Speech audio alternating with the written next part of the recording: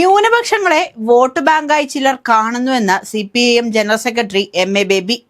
ഇടതുപക്ഷത്തിന് ന്യൂനപക്ഷങ്ങളെ ഉപേക്ഷിക്കാൻ സാധിക്കില്ല. അവർക്കൊപ്പം എന്നും നിൽക്കുന്നവരാണ് ഇടതുപക്ഷമെന്നും MA ബേബി പറഞ്ഞു. വർഗീയ ശക്തികൾ കേരളത്തിൽ അധികാരത്തിലെത്താൻ ശ്രമിക്കുന്ന പശ്ചാത്തലത്തിൽ നടക്കുന്ന തെരഞ്ഞെടുപ്പാണ് വരാൻ പോകുന്നതെന്നും അദ്ദേഹം കൂട്ടിച്ചേർത്തു. അധികാരം പിടിച്ചെടുക്കാൻ ശ്രമം നടക്കുന്ന തെരഞ്ഞെടുപ്പ് കൂടിയാണിത്.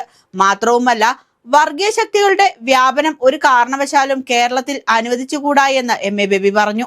ത്രിതല പഞ്ചായത്ത് തെരഞ്ഞെടുപ്പിൽ കുറച്ച് നഷ്ടം ഇടതുപക്ഷത്തിന് ഉണ്ടായിട്ടുണ്ട്.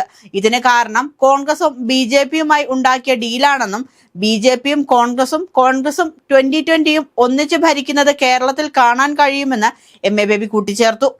കോൺഗ്രസ് BJP ഡീൽ മറച്ചുവെക്കാനാണ് CPM BJP ഡീൽ ആരോപിക്കുന്നതെന്നും തിരുവനന്തപുരം കോർപ്പറേഷനിൽ BJPയെ കോൺഗ്രസ് സഹായിച്ചു, കൊല്ലം കോർപ്പറേഷനിൽ BJP കോൺഗ്രസിനെ സഹായിച്ചു എന്ന് MA ബേബി ആരോപിച്ചു.